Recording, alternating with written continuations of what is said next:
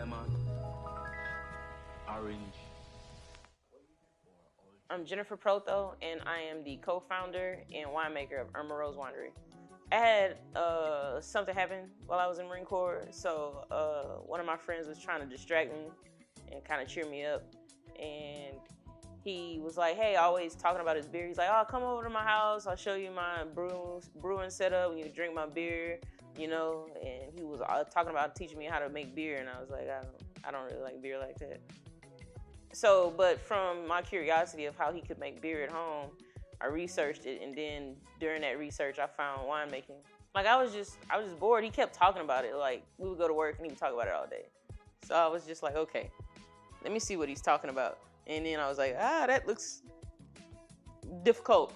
And so, like too much cooking and all this kind of stuff. And then, so I. Like on the same place I was looking for the beer, I was looking at I found winemaking. So yeah, it seems simpler, something I could do that would be relaxing. But once you get into the nitty gritty of stuff and you find out there's more nuanced stuff to it, like more fine details to it than it appears on a YouTube video or some blog online. I chose fruit over grapes because what I learned from reading about grape wine making was that the best grape wine is made from grapes that are fresh off the vine, and anytime you have to transport the grape or the longer they've been off the vine, the more tarnished the wine is. Just minutely maybe, but I just like making stuff perfect. I'm a perfectionist.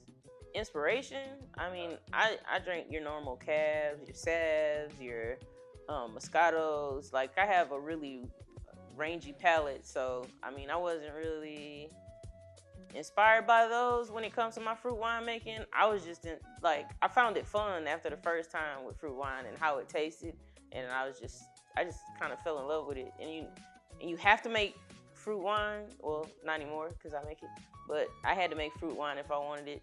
It wasn't easily accessible. Really good fruit wine. You have a lot of people that make fruit wine with concentrates and syrups and just artificial flavors. I wanted something all natural.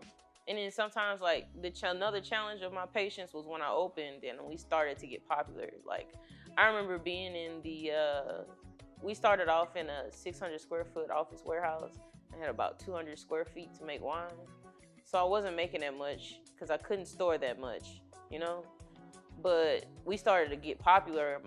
I started doing farmers markets and stuff, and people started hearing our name. It just became like, okay, I gotta rush and make this wine because we sold out of this one. And I tried to rush wine, and that's when I learned I gotta be patient no matter what. Even if we're sold out for a month, I don't want to put out an inferior product. I had this amazing guardian angel. I really don't talk about her much. She's the Astros pitching coach wife, Carrie Strum. She was she's a very big reason why I'm here and I'm open. She put together this wine tasting. She invited all the Astro wives. She motivated me. She knew how to motivate me. She knew I loved the Astros. We did this wine tasting in her apartment complex. She went and found this really high profile artist and she put him in the wine tasting.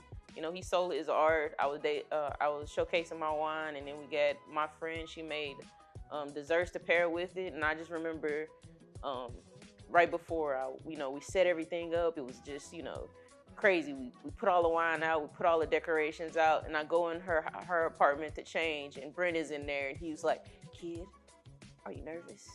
Are you okay?" And he's like coaching me up like I'm one of the pitchers on the Astros, and I'm like, dude, what is going on with my life right now? So yeah, I mean, they were so instrumental for getting me through that tough time and getting me open that I don't know if I'll ever be able to repay them for what they did for me.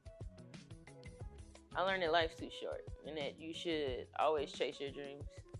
Never put it on the back burner for anybody, anything,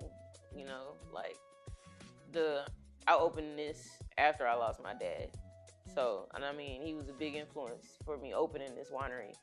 We were supposed to have a wine tasting on a Saturday, just to see, you know, we were going to give our wine out for free and see what people thought, you know, just fill out our scorecard and give us some feedback. And we were going to build our menu around that. And he died the day before. And I was kind of down and didn't want it to open. But, you know, I just realized life's too short. And there was no reason for me to give up on our dream because he wasn't here.